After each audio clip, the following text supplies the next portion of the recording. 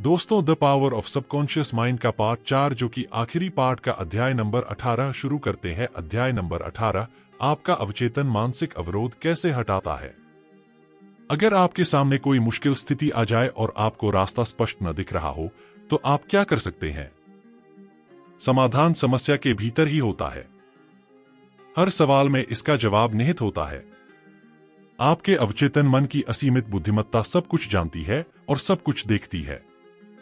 इसके पास जवाब है और यह आपको वह जवाब अभी बता रही है, लेकिन आपको सुनना होगा। आपको पूर्ण विश्वास के साथ अवचेतन मन के सुझाए मार्ग का अनुसरण करना होगा। जब आप इस नए मानसिक नजरिए को हासिल कर लेते हैं कि आपके भीतर का रचनात्मक ज्ञान सुखद समाधान सुझा रहा है, तो फिर आपको वह जवाब मिल जाएगा जिसे आप खोज रहे हैं। आश्वस्त रहे कि इस तरह का मानसिक नजरिया आपके सभी कामों में व्यवस्था, शांति और अर्थ लाएगा। किसी आदत को कैसे बनाए या तोड़े? हम सभी आदतों के हिसाब से जीने वाले प्राणी हैं। आदत हमारे अवचेतन मन का कार्य है। हमने तैरना, साइकिल चलाना, नाचना और कार चलाना चेतन रूप से इन कामों को बार बार करके सीखा था, जब तक कि ये कार्य हमारे अवचेतन मन में स्थापित नहीं हो गए। फिर अवचेतन मन की आदत ने उस काम को अपने जिम्मे ले लिया। इसे कई बार दूसरी प्रकृति भी कहा जाता है, यानी हमारी पहली प्रकृति के चिंतन और क्रिया पर अवचेतन मन की प्रतिक्रिया। अगर हम अपनी खुद की आदतें बनाते हैं तो इसका मतलब है कि हम अच्छी या बुरी आदतें चुनने के लिए स्वतंत्र हैं। अगर आप कोई नकारात्मक विचार या कार्य कुछ समय तक दोहराते हैं तो आप खुद को एक आदत के दबाव में रख रहे हैं। आपके अवचेतन मन का नियम दबाव है। उसने बुरी आदत कैसे छोड़ी? जब बॉब जे मेरे पास आया तो वह बहुत निराश था। उसने मुझसे कहा, शराब मेरी नौकरी, पत्नी और परिवार को पी गई। मेरी पत्नी मुझसे फोन पर भी बात नहीं करती है। वह मुझे अपनी बेटी से मिलने भी नहीं देती है। मैं नहीं जानता कि क्या करूं। मैंने पूछा, क्या आपने शराब छोड़ने की कोशिश की है? जाहिर है कि है, उसने कहा। बहुत बार। और मैंने छोड़ी भी है, कुछ समय के लिए। लेकिन मन बेकाबू हो जाता है और मैं 2 सप्ताह तक लगातार नशे में डूबा रहता हूं। यह भयंकर है। इस दुर्भाग्यशाली व्यक्ति के साथ ऐसा बार बार हुआ। उसे एहसास था कि लगातार पीना उसकी आदत बन चुकी है और वह जानता था कि उसे इस आदत को बदलकर एक नई आदत डालनी थी। बहरहाल, इच्छाओं को दबाने की कोशिश से हालत सुधरने के बजाय बिगड़ती जा रही थी। उसकी लगातार असफलताओं ने उसे विश्वास दिला दिया कि वह असफल है और उसके पास अपनी इच्छा को नियंत्रित करने की शक्ति नहीं है। शक्तिहीनता के इस विचार ने उसके अवचेतन मन पर जबरदस्त सुझाव के रूप में काम किया। इस कारण उसकी कमजोरी बढ़ गई और उसका जीवन असफलताओं का सिलसिला बन गया। मैंने उसे चेतन और अवचेतन मन के कार्यों में तालमेल बैठाना सिखाया। इन दोनों के सहयोग से अवचेतन मन में बोई गई इच्छा या विचार साकार हो जाता है। उसका तार्किक मन सहमत था कि अगर उसकी आदत के पुराने मार्ग ने उसे मुश्किल में डाल दिया है तो वह चेतन रूप से स्वतंत्रता, संयम और मानसिक शांति का नया मार्ग बना सकता है। वह जानता था कि हालांकि उसकी विनाशक आदत अब स्वचालित बन गई है, लेकिन उसने इसे सचेतन विकल्प चुनकर खुद बनाया था। उसे एहसास था कि अगर उसने अपनी कंडीशनिंग नकारात्मक कर ली है तो वह इस कंडीशनिंग को सकारात्मक भी बना सकता है। परिणामस्वरूप उसने यह सोचना छोड़ दिया कि वह इस आदत को नहीं छोड़ सकता। उसने एक स्पष्ट समझ हासिल की कि उसके अपने विचार के अलावा उसके उपचार में कोई बाधा नहीं है। इसलिए बहुत ज्यादा मानसिक कोशिश या मानसिक दबाव की कोई जरूरत नहीं है। उसकी मानसिक तस्वीर की शक्ति। बॉब ने अपने शरीर को शिथिल करने का अभ्यास किया और मनन की निष्क्रिय अवस्था में पहुंच गया। फिर उसने यह जानते हुए मस्तिष्क में इच्छित परिणाम की तस्वीर भरी कि उसका अवचेतन मन सबसे आसान तरीके से इसे साकार कर सकता है। उसने कल्पना की कि उसकी बेटी गले लगते हुए स्वागत कर रही है और कह रही है, ओह डैडी, कितना अच्छा हुआ कि आप दोबारा घर लौट आए। नियमित रूप से, सुनियोजित तरीके से वह इस तरह से बैठकर मनन करता रहा। ध्यान भटकने पर उसने तत्काल अपनी बेटी की मानसिक तस्वीर याद करने की आदत डाल ली, उसकी मुस्कान के साथ और उसके घर का दृश्य जो बेटी की चहकती आवाज से जीवंत था। इस सब से उसके दिमाग की दोबारा कंडीशनिंग हो गई। यह एक क्रमिक प्रक्रिया थी। उसने इसे जारी रखा। वह लगा रहा क्योंकि वह जानता था कि देरसबेर वह अपने अवचेतन मन में आदत का नया पैटर्न बना लेगा। मैंने उसे बताया कि वह अपने चेतन मन को कैमरे की तरह मान सकता है, जबकि उसका अवचेतन मन वह संवेदनशील प्लेट है जिस पर वह तस्वीर की छाप छोड़ता है। इस सुझाव का उस पर गहरा प्रभाव पड़ा। उसका पूरा लक्ष्य यह बन गया कि वह अपने मन की तस्वीर की दृढ़ छाप छोड़े और उसे डेवलप करे। फिल्म को अंधेरे में डेवलप किया जाता है, इसी तरह मानसिक तस्वीरों को अवचेतन मन के डार्क रूम में डेवलप किया जाता है। केंद्रित ध्यान। बॉब समझ गया कि उसका चेतन मन कैमरे की तरह है, इसलिए उसने कोई कोशिश नहीं की। कोई मानसिक संघर्ष नहीं हुआ। उसने शांति से अपने विचारों को संतुलित किया और अपना ध्यान अपने सामने के दृश्य पर केंद्रित किया, जब तक कि वह तस्वीर के साथ क्रमशः एकाकार नहीं हो गया। वह मानसिक माहौल में डूब गया और मानसिक फिल्म को बार बार देखने लगा। उपचार होने के बारे में कोई शंका ही नहीं थी। जब भी पीने की तलब लगती थी तो वह अपनी कल्पना को शराब के विचार से दूर मोड़कर अपने परिवार के साथ घर पर रहने की भावना की ओर मोड़ लेता था। वह सफल था क्योंकि उसे विश्वास भरी उम्मीद थी कि वह अपने मस्तिष्क में जो फिल्म डेवलप कर रहा था वह अवश्य घटेगी। आज वह संयमपूर्ण जीवन जी रहा है, अपने परिवार के साथ दोबारा रहने लगा है, कैरियर में सफल और खुश है। उसने कहा कि बदकिस्मती उसके पीछे पड़ी है। पिछले 3 महीनों से मेरे सामने एक के बाद एक बाधा आती जा रही है। मुझे सचमुच लगता है कि बदकिस्मती मेरे पीछे पड़ी है। रूथ भी एक कंपनी की संस्थापक थीं, जो प्रोफेशनल्स के लिए बिलिंग और रिकॉर्ड कीपिंग का काम करती थी। उसकी कंपनी पहले तो बहुत सफल थी, फिर कुछ हो गया और स्थिति बदल गई। मुझे समझ में नहीं आता है, उसने मुझसे कहा। अचानक ऐसा लगता है जैसे जो दरवाजे मेरे लिए खुल रहे थे वे सभी अब कसकर बंद हो चुके हैं। मैं बार बार संभावित ग्राहकों से साइन कराने के करीब पहुंच जाती हूं, फिर आखिरी मिनट पर वे पीछे हट जाते हैं। क्या हो रहा है? आपको यह समस्या कब से आ रही है? मैंने पूछा। जैसा मैंने कहा, लगभग 3 महीने से, उसने जवाब दिया। अप्रैल के बीच से। उत्सुकता से मैंने पूछा, आपको तारीख के बारे में इतना यकीन कैसे है? क्या उस समय कोई खास चीज हुई थी? उसने त्योरियां चढ़ाई। मेरा यकीन माने, मैं एक दंत चिकित्सक को ग्राहक बनाने की कोशिश कर रही थी। मैं उसका नाम नहीं लूंगी, लेकिन अगर आपने अपने बच्चे के दांतों में तार लगवाए हों तो आप शायद उसे जानते होंगे। मैंने सब कुछ साफ साफ बता दिया। मैंने उसे बताया कि अगर मेरी कंपनी उसका सारा कागजी काम संभाल लेगी तो उसका कितना समय, मेहनत और पैसा बचेगा। उसे इस बात में समझदारी दिखी और उसने मौखिक सहमति दे दी। लेकिन जब मैंने उसे डाक से अनुबंध भेजा तो पहले तो उसने आनाकानी की, फिर पीछे हट गया। मैं आग बबूला थी। और उसके बाद? मैंने पूछा। उसके बाद यह बार बार होने लगा, रूथ ने कहा। एक पल के लिए उसने अपनी आंखें ढक लीं। बदकिस्मती मेरे पीछे पड़ी है, कोई दूसरा कारण ही नहीं है। हाँ है, मैंने उससे कहा। मैंने समझाया कि दंत चिकित्सक के प्रति उसकी चिढ़ और द्वेष ने उसे यह अवचेतन विश्वास दिला दिया था कि उसके अन्य संभावित ग्राहक भी बाद में पीछे हट जाएंगे। इस विश्वास ने कुंठा, शत्रुता और बाधाओं का पैटर्न बना दिया।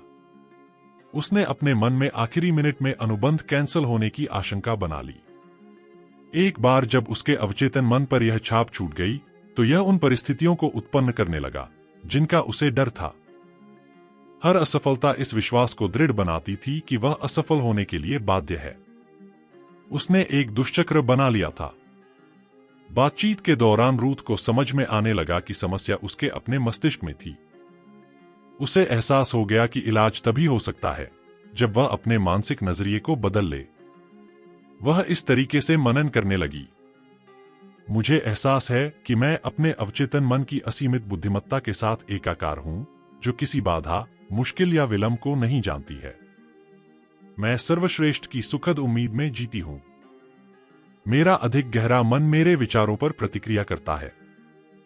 मैं जानती हूं कि मेरे अवचेतन की असीमित शक्ति का काम रोका नहीं जा सकता। असीमित बुद्धिमत्ता जो भी शुरू करती है उसे हमेशा सफलतापूर्वक पूरा करती है। रचनात्मक ज्ञान मेरे माध्यम से काम करके मेरी सारी योजनाओं और उद्देश्यों को पूरा करता है। मैं जो भी शुरू करती हूं उसे सफलता से पूरा करती हूं। जीवन में मेरा लक्ष्य अद्भुत सेवा देना है और मैं जिनके भी संपर्क में आती हूं वे मेरी सेवाओं से धन्य हो जाते हैं। मेरे सभी काम दैवी विधान में पूर्ण परिणति तक पहुंचते हैं। उसने यह प्रार्थना हर सुबह ग्राहकों से मिलने जाने से पहले दोहराई। उसने हर रात सोने से पहले भी यह प्रार्थना दोहराई। कुछ ही समय में उसने अवचेतन मन में एक नई आदत का पैटर्न बना लिया। जल्दी ही वह एक बार फिर से संभावित ग्राहकों को कंपनी के सौदों पर साइन कराने में सफल होने लगी। अब वह बदकिस्मती का शिकार होने के सभी विचार भूल चुकी थी। आप जो चाहते हैं उसे कितना चाहते हैं? कहा जाता है कि एक युवक ने सुकरात से पूछा कि उसे बुद्धि कैसे मिल सकती है। मेरे साथ आओ, सुकरात ने जवाब दिया। वे उस लड़के को नदी तक ले गए और उसका सिर पानी में डुबा दिया। उन्होंने उसे तब तक डुबाए रखा जब तक कि लड़का हवा के लिए बुरी तरह छटपटाने नहीं लगा। फिर उन्होंने उसे छोड़ दिया। जब लड़के की हालत ठीक हो गई तो सुकरात ने उससे पूछा, जब तुम्हारा सिर पानी में डूबा था तो तुम्हें किस चीज की सबसे ज्यादा चाहत थी? हवा की, लड़के ने जवाब दिया। सुकरात ने धीरे से सिर हिलाया, जब तुम बुद्धिमानी को उतना चाहने लगोगे जितना कि पानी में डूबते समय हवा को चाहते थे तो यह तुम्हें मिल जाएगी। इसी तरह जब आपके मन में जीवन की किसी निश्चित बाधा को पार करने की गहन, प्रबल, सच्ची इच्छा होगी, आप एक निश्चित निर्णय पर पहुंचेंगे कि कोई रास्ता है। आप विश्वास से फैसला करेंगे कि यही वह रास्ता है जिस पर आप चलना चाहते हैं, तो विजय सुनिश्चित है। अगर आप सचमुच मानसिक और आंतरिक शांति चाहते हैं तो आपको यह मिल जाएगी। इससे कोई फर्क नहीं पड़ता है कि आपके साथ कितना भेदभावपूर्ण व्यवहार हुआ है, या बॉस ने कितना अनुचित पक्षपात किया है, या किसी ने आपके साथ कितना घटिया काम किया है। जब आप अपनी मानसिक और आध्यात्मिक शक्तियों के बारे में जागृत हो जाते हैं तो आपको इससे कोई फर्क नहीं पड़ता है। आप जानते हैं कि आप क्या चाहते हैं और आप निश्चित रूप से नफरत, गुस्से, शत्रुता तथा दुर्भावना के चोरों विचारों को अपनी शांति, सद्भाव, सेहत और खुशी नहीं लूटने देंगे। जब आप अपने विचारों को जीवन के लक्ष्य के साथ एकाकार करने की आदत सीख लेते हैं तो आप लोगों, परिस्थितियों, खबरों और घटनाओं पर विचलित होना छोड़ देते हैं। आपका लक्ष्य शांति, सेहत, प्रेरणा, सद्भाव और समृद्धि है। महसूस करें कि शांति की नदी आपके भीतर इसी समय प्रवाहित हो रही है। आपका विचार अमूर्त और अदृश्य शक्ति है तथा आप इसका चुनाव खुद को दुआ देने, प्रेरित करने और शांति पाने के लिए करते हैं। उसका उपचार क्यों नहीं हो पाया? एलन एस एक प्रमुख पाठ्यपुस्तक वितरक का फील्ड रिप्रेजेंटेटिव था। वह शादीशुदा था, उसके 4 बच्चे थे, लेकिन बिजनेस यात्राओं के दौरान एक अन्य महिला के साथ उसका अवैध संबंध चलता था। जब वह मुझसे मिलने आया तो निराश और चिड़चिड़ा था। उसे बिना गोलियों के नींद नहीं आती थी। उसे हाई ब्लड प्रेशर और बहुत से अंदरूनी दर्द थे जिन्हें उसका डॉक्टर न तो पकड़ पा रहा था न ही इलाज कर पा रहा था। स्थिति और भी बिगड़ गई जब वह बहुत शराब पीने लगा। जैसा हमें जल्दी ही पता चल गया, इस सब का कारण अपराध का उसका गहरा अवचेतन बोध था। वह जिस धार्मिक आस्था में पला बड़ा था वह उसके अवचेतन मन की गहराई में विद्यमान थी। उसकी धार्मिक आस्था विवाह की कस्मों की पवित्रता पर बहुत जोर देती थी, लेकिन वह लगातार उनकी खुली अवहेलना कर रहा था। वह अपराध बोध के घाव को भरने की निरर्थक कोशिश में ज्यादा पीने लगा था। जिस तरह कोई रोगी अपने भयंकर दर्द के लिए मॉर्फिन और कोडीन लेता है, उसी तरह वह अपने मानसिक दर्द या घाव के लिए शराब पीने लगा। यह आग में घी डालने वाली पुरानी कहानी है। स्पष्टीकरण और इलाज। उसने मेरा स्पष्टीकरण सुना कि उसका मस्तिष्क कैसे काम करता है। उसने अपनी समस्या का सामना किया, इस पर गौर से विचार किया और अंततः अवैध संबंध छोड़ने का फैसला कर लिया। उसे यह भी एहसास हुआ कि उसका पीना पलायन की अचेतन कोशिश थी। छिपा हुआ कारण उसके अवचेतन मन में निहित था और उसका सफाया किया जाना था। इसके बाद ही उपचार हो सकता था। वह दिन में 3 बार इस प्रार्थना से अपने अवचेतन मन पर छाप छोड़ने लगा। मेरा मस्तिष्क शांति, संतुलन और सद्भाव से भरा है। ईश्वर मेरे भीतर मुस्कुराती शांति में विश्राम कर रहा है। मैं अतीत, वर्तमान या भविष्य की किसी चीज से नहीं डरता हूं। मेरे अवचेतन मन की असीम बुद्धिमत्ता सभी तरीकों से मेरा नेतृत्व, निर्देशन और मार्गदर्शन कर रही है। मैं अब हर स्थिति का सामना आस्था, संतुलन, शांति और विश्वास से करता हूं। मैं अब इस आदत से पूरी तरह मुक्त हूं। मेरा मस्तिष्क आंतरिक शांति, स्वतंत्रता और खुशी से भरा है। मैं खुद को क्षमा करता हूं, फिर मुझे भी क्षमा किया जाता है। शांति, संयम और विश्वास मेरे मस्तिष्क पर शासन करते हैं। जब उसने यह प्रार्थना दोहराई तो वह पूरी तरह से जानता था कि वह क्या कर रहा था और क्यों कर रहा था। वह क्या कर रहा था, इसके ज्ञान ने उसे आवश्यक विश्वास और आस्था दी। मैंने उसे समझाया कि जब वह इन वाक्यों को जोर से, धीरे धीरे, प्रेमपूर्वक और अर्थपूर्ण ढंग से दोहराएगा तो वे धीरे धीरे उसके अवचेतन मन में उतर जाएंगे। बीजों की तरह वे भी बड़े होकर फल देंगे। उसके कान आवाज सुनते थे और शब्दों के उपचारक कंपन उसके अवचेतन मन तक पहुंचकर उन सभी नकारात्मक मानसिक पैटर्नों को मिटा देते थे जिन्होंने उसकी समस्याओं को पैदा किया था। प्रकाश अंधकार को दूर कर देता है। सृजनात्मक विचार नकारात्मक विचार को नष्ट कर देता है। वह महीने भर में बदल गया। मानने से इनकार करना। अगर आप शराबी या मादक पदार्थ के आदी हैं तो इसे स्वीकार करें। बचने की कोशिश न करें। कई लोग शराबी इसलिए बने रहते हैं क्योंकि वे इसे स्वीकार ही नहीं करते हैं। आपकी बीमारी एक अस्थिरता है, एक आंतरिक डर है। आप जीवन का सामना करने से इनकार कर रहे हैं, इसलिए आप शराब के माध्यम से अपनी जिम्मेदारियों से पलायन करने की कोशिश कर रहे हैं। शराबी के रूप में आपकी कोई स्वतंत्र इच्छा नहीं है, हालांकि आप सोच सकते हैं कि है। हो सकता है आप अपनी इच्छा शक्ति के बारे में डींगे हाँकते हो। अगर आप आत्तन शराबी हैं और साहस के साथ यह घोषणा करते हैं, अब मैं इसे कभी नहीं छूंगा, तो आप में इस घोषणा को सही साबित करने की शक्ति नहीं है। कारण यह है कि आप यह नहीं जानते हैं कि शक्ति को कहाँ खोजना है। दरअसल आप खुद की बनाई मनोवैज्ञानिक जेल में रह रहे हैं। आप अपने विश्वासों, रायों, प्रशिक्षण और माहौल के प्रभावों की बेड़ियों में जकड़े हुए हैं। अधिकांश लोगों की तरह आप भी आदत के गुलाम हैं। आप जिस तरह से प्रतिक्रिया करते हैं उसके लिए कंडीशन्ड है। स्वतंत्रता के विचार बनाना। आप अपनी मानसिकता में स्वतंत्रता और मानसिक शांति का विचार भर सकते हैं ताकि यह आपकी अवचेतन गहराइयों तक पहुंच जाए। अवचेतन मन सर्वशक्तिमान है, इसलिए यह आपको शराब पीने की इच्छा से मुक्त कर देगा। उस मोड़ पर आपको एक नई समझ मिलेगी कि आपका दिमाग कैसे काम करता है। आपको अपने भीतर असीमित संसाधन मिलेंगे जिनके द्वारा आप अपनी बात को सच साबित कर सकते हैं। 51% उपचार। अगर आपके मन में किसी विनाशक आदत से छुटकारा पाने की प्रबल इच्छा है तो आपका 51% इलाज पहले ही हो चुका है। जब आपकी बुरी आदत को छोड़ने की इच्छा इसे जारी रखने की आवश्यकता से अधिक बड़ी हो जाती है तो आपको यह जानकर हैरानी होगी कि पूर्ण स्वतंत्रता सिर्फ एक कदम दूर है। जो भी विचार आप अपने दिमाग में लंगर की तरह डालते हैं, आपका मस्तिष्क उसका विस्तार करता है। मस्तिष्क को स्वतंत्रता की अवधारणा यानी विनाशक आदत से छुटकारा और मानसिक शांति पर केंद्रित करें। इसे ध्यान की नई दिशा पर केंद्रित करें। इससे आप ऐसी भावनाएं उत्पन्न करते हैं जो स्वतंत्रता और शांति की अवधारणा को धीरे धीरे ग्रहण कर लेती हैं। आप जिस भी विचार को इस तरीके से भावात्मक बनाते हैं उसे आपका अवचेतन मन स्वीकार कर लेता है और साकार कर देता है। प्रतिस्थापन का नियम। यह जान ले कि आपके कष्ट से कोई अच्छी चीज उत्पन्न हो सकती है। आपने नाहक कष्ट नहीं उठाया है। बहरहाल कष्ट उठाते रहना मूर्खता है। अगर आप शराबी बने रहते हैं तो इससे मानसिक और शारीरिक ध्वंस होगा। महसूस करें कि अवचेतन की शक्ति आपका साथ दे रही है। हालांकि आपको मानसिक अवसाद हो सकता है, लेकिन आप भावी स्वतंत्रता की सुखद कल्पना शुरू कर सकते हैं जो आपके भीतर भरी हुई है। यह प्रतिस्थापन सब्स्टिट्यूशन का नियम है।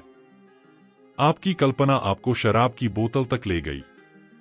इसे अब खुद को स्वतंत्रता और मानसिक शांति तक ले जाने दें। आपको थोड़ा कष्ट होगा, लेकिन यह सृजनात्मक उद्देश्य के लिए होगा।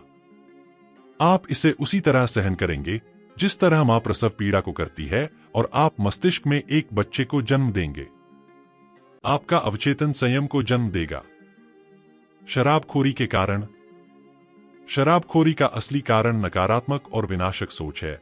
जैसा इंसान सोचता है वैसा ही वह होता है।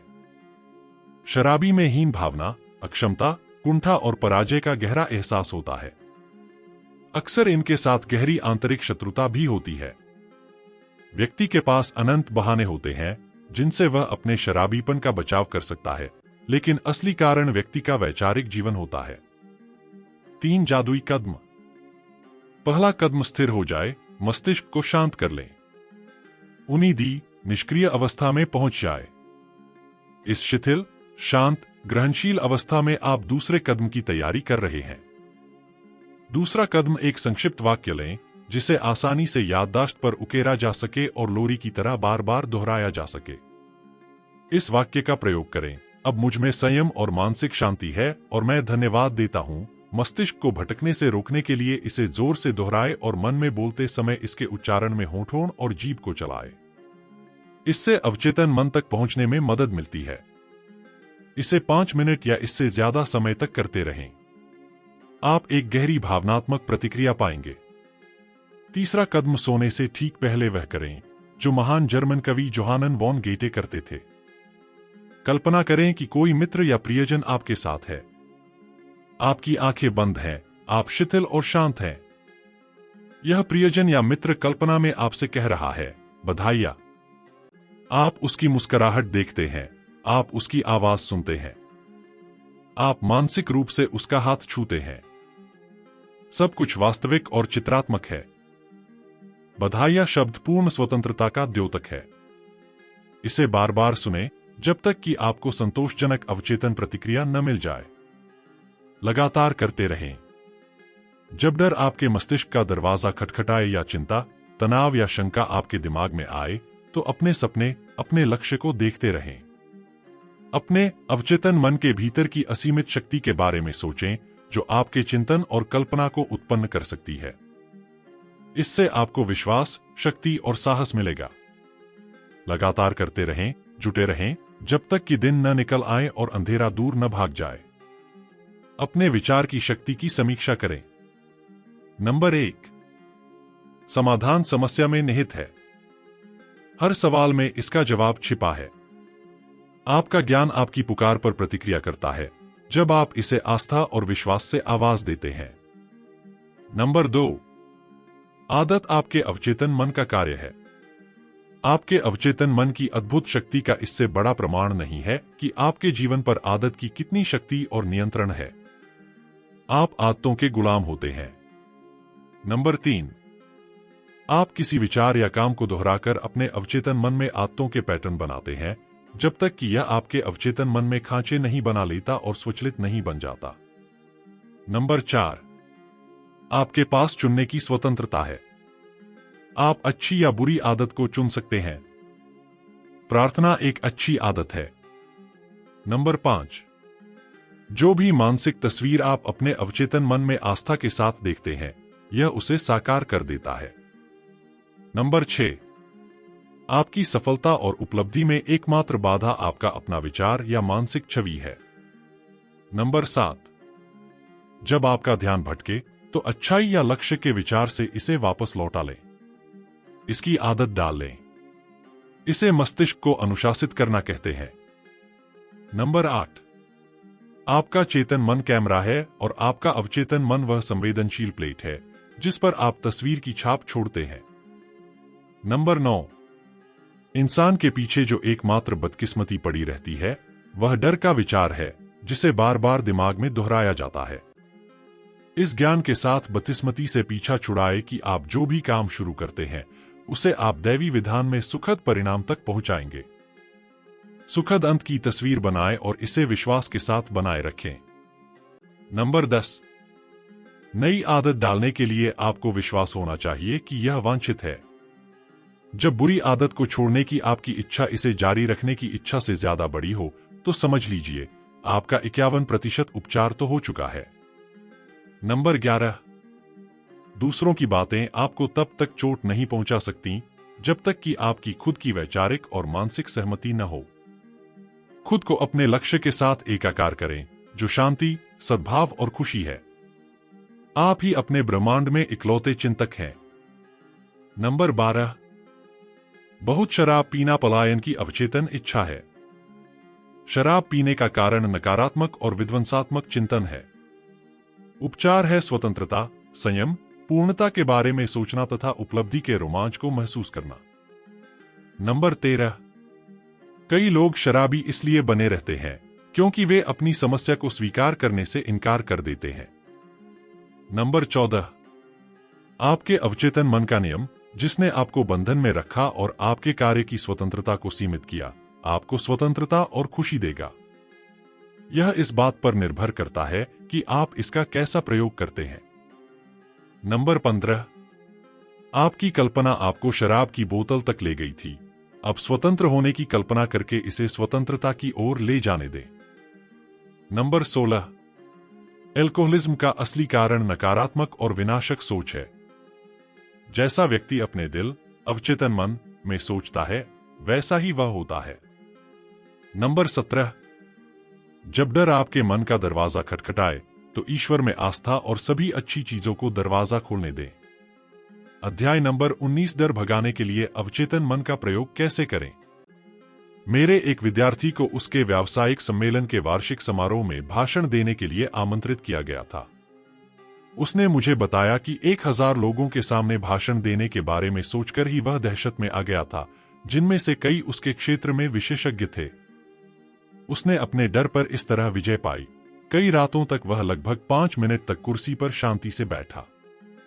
उसने खुद से धीरे से, शांति से और सकारात्मक तरीके से कहा, मैं इस डर पर विजय पाने वाला हूं। मैं इस पर अभी विजय पा रहा हूं। मैं संतुलन और विश्वास से बोलता हूं। मैं शांत और आरामदेह हूं। इस तरीके से उसने मस्तिष्क के एक निश्चित नियम से कार्य करवाया। जब समय आया तो उसने अपने डर पर विजय पाई और बहुत सफल भाषण दिया। अवचेतन मन सुझाव के प्रति बहुत ग्रहणशील होता है। यह सुझाव द्वारा नियंत्रित होता है। जब आप अपने मस्तिष्क को स्थिर कर लेते हैं और शिथिल हो जाते हैं, तो आपके चेतन मन के विचार आपके अवचेतन में उतर जाते हैं। यह प्रक्रिया परासरण जैसी ही है, जिसमें छिद्र वाली झिल्लियों द्वारा विभाजित द्रव आपस में मिल जाते हैं। जब ये सकारात्मक बीज या विचार अवचेतन क्षेत्र में उतरते हैं, तो वे अपनी तरह के फल देते हैं तथा आप संतुलित, शांत और सद्भावनापूर्ण बन जाते हैं। लोगों का सबसे बड़ा शत्रु। यह कहा गया है कि डर लोगों का सबसे बड़ा शत्रु है। डर ही असफलता, बीमारी और कमजोर मानवीय संबंधों का कारण होता है। लाखों करोड़ों लोग अतीत, भविष्य, बुढ़ापे, पागलपन और मौत से डरते हैं। लेकिन डर आपके दिमाग का एक विचार है। इसका मतलब है कि आप अपने ही विचारों से डरे हुए हैं। कोई छोटा बच्चा डर के मारे दहशत में आ सकता है जब उसका साथी कहता है कि बिस्तर के नीचे एक राक्षस है जो रात को उसे पकड़ लेगा। लेकिन जब माता या पिता लाइट जलाकर दिखाते हैं कि कोई राक्षस नहीं है, तो उसका डर दूर हो जाता है। बच्चे के दिमाग का डर उतना ही असली था जितना कि असली राक्षस होने पर होता।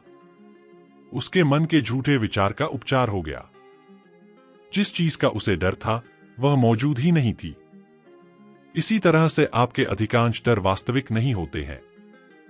वे महज दुष्ट छायाओं का समूह होते हैं और छायाएं असली नहीं होती हैं। वह काम करें जिससे आप डरते हो। 19वीं सदी के महान दार्शनिक और कवि राल्फ वाल्डो इमर्सन ने कहा था, जिस काम से आप डरते हो उसे कर दें और डर की मौत तय है। एक समय था जब मैं श्रोताओं के सामने खड़े होने और भाषण देने के विचार से बुरी तरह घबराता था। अगर मैंने इस भयंकर डर के सामने हार मान ली होती, तो मुझे यकीन है कि आप इस समय यह पुस्तक नहीं पढ़ रहे होते। मैंने अवचेतन मन की कार्यविधि के बारे में जो भी सीखा है, उसे दूसरों तक कभी नहीं पहुंचा पाता। मैंने इमर्सन की सलाह पर अमल करके इस डर पर विजय पाई। अंदर से कांपने के बावजूद मैं श्रोताओं के सामने गया और बोलने लगा। धीरे धीरे मेरा डर कम होने लगा और आखिरकार में इतना आरामदेह हो गया कि मैं इसमें आनंद लेने लगा।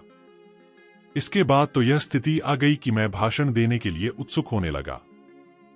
मैंने वह काम किया जिसे करने से मैं डरता था और डर की मौत तय थी।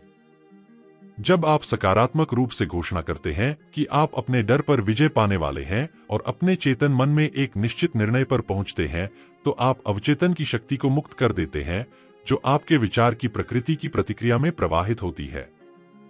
मंच के डर को दूर भगाना। पहले एक अध्याय में मैंने जेनेट आर का उदाहरण दिया था। इस युवा ओपेरा सिंगर का कैरियर मंच के डर के कारण खतरे में पड़ गया था। जब उसे एक ओपेरा प्रोडक्शन में प्रमुख भूमिका के ऑडिशन के लिए बुलाया गया, तो उसे एहसास था कि शायद यह सफल होने का उसका आखिरी मौका था। लेकिन उसका मंच का डर पहले जितना ही प्रबल था। वह जानती थी कि अगर वह इससे नहीं उबर पाई, तो एक बार फिर असफल हो जाएगी। अपने डर से उबरने के लिए उसने यह तरीका आजमाया। एक कमरे में एकांत में बैठकर उसने अपने शरीर और मन को शिथिल करने की सर्वश्रेष्ठ कोशिश की। उसके अवचेतन मन पर जो डर हावी था, उसके सुझाव का प्रतिरोध करने के लिए उसने धीरे धीरे, शांति से और भावना से ये शब्द दोहराए, मैं बहुत बढ़िया गाती हूं। मैं संतुलित, आत्मविश्वासी और शांत हूं। उसने हर बार ये शब्द 5-10 बार दोहराए। एक सप्ताह के अंत तक वह संतुलित और आत्मविश्वास से भरी हुई महसूस करने लगी। समय आने पर उसने बहुत बढ़िया ऑडिशन दिया। अगर आप यह तकनीक आजमाएं और इस काम को पूरी ईमानदारी और विश्वास से करें, तो डर की मौत तय है। असफलता का डर। मेरे पास अक्सर करीब की एक यूनिवर्सिटी के विद्यार्थी आते हैं। उनमें से ज्यादातर की एक ही शिकायत रहती है, जिसे हम परीक्षा में भूलना कहते हैं। वे सभी मुझसे एक ही बात कहते हैं, परीक्षा से पहले मुझे सब कुछ याद रहता है और परीक्षा के बाद भी सारे जवाब याद आ जाते हैं, लेकिन परीक्षा हॉल में मेरा दिमाग बिल्कुल खाली हो जाता है। हम में से बहुत से लोगों ने ऐसी ही समस्या का सामना किया होगा। इसका स्पष्टीकरण अवचेतन मन के एक प्रमुख नियम में निहित है। वही विचार साकार होता है जिस पर हम सबसे ज्यादा ध्यान केंद्रित करते हैं। इन विद्यार्थियों के साथ बातचीत करते समय मैं पाता हूं कि उनका ध्यान असफलता के विचार पर सबसे ज्यादा केंद्रित होता है।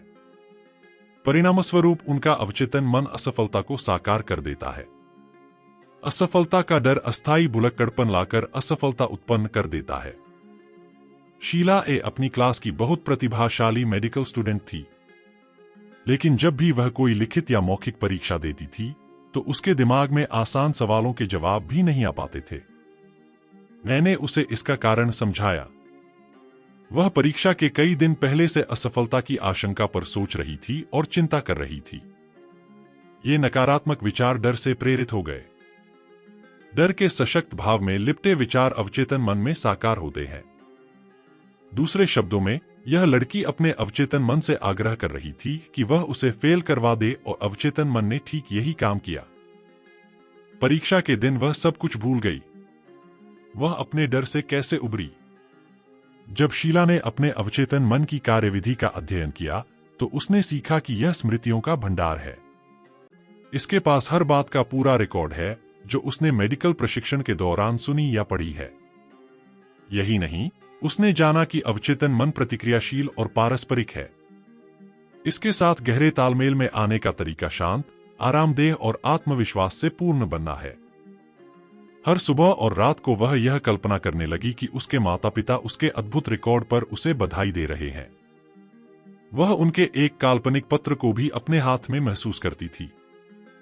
जब वह इस सुखद परिणाम पर विचार करने लगी, तो उसे अपने भीतर उसी के अनुरूप प्रतिक्रिया मिली। इस सतत प्रेरणा में अवचेतन की सर्वज्ञानी और सर्वशक्तिमान शक्ति ने कमान अपने हाथ में ले ली। इसने उसी अनुसार उसके चेतन मन को निर्देशित किया। उसने अंतिम परिणाम की कल्पना कर ली थी, बस इसे साकार करने के साधन की जरूरत थी। इस तकनीक के अनुसरण के बाद उसे परीक्षाएं पास करने में कोई दिक्कत नहीं हुई। उसके अवचेतन मन की व्यक्तिनिष्ठ बुद्धि ने कमान हाथ में ले ली और उस पर दबाव डाला कि वह उत्कृष्ट प्रदर्शन करे। पानी का डर। जब मैं 10 साल का था, तो अकस्मात एक स्विमिंग पूल में गिर गया। मैंने कभी तैरना नहीं सीखा था। मैंने अपने हाथ हिलाए, लेकिन इससे कोई फायदा नहीं हुआ। मुझे महसूस हुआ कि मैं डूब रहा था। मुझे अब भी वह दहशत याद है जब स्याह पानी मुझे घेरे हुए था। मैंने सांस लेने के लिए मुंह खोला, लेकिन मुंह में पानी भर गया। आखिरी पल एक लड़के ने मेरी हालत देख ली।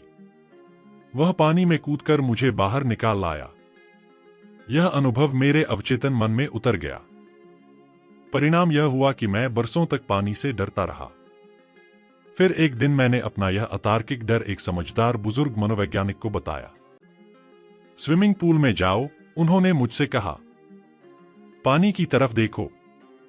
यह सिर्फ एक रासायनिक यौगिक है जो हाइड्रोजन के 2 परमाणुओं और ऑक्सीजन के 1 परमाणु से बना है।